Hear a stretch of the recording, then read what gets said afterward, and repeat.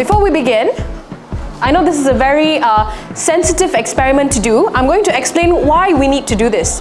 Some of you may grow up to be doctors, and there are going to be times when you need to do surgery. There are going to be times when, in order to save a life, you need to have the courage, you need to have the bravery to do what needs to be done.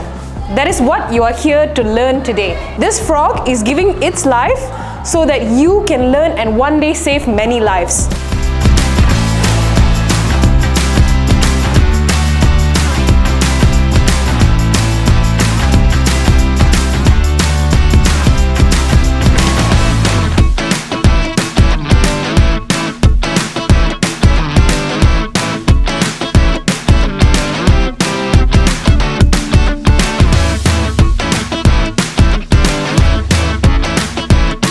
Hi, my name is Ethan, and today in Three Pine Hills, we'll be learning how to dissect a frog.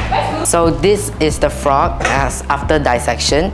We have the heart, the lungs, intestine, and the livers, fat, and their stomach.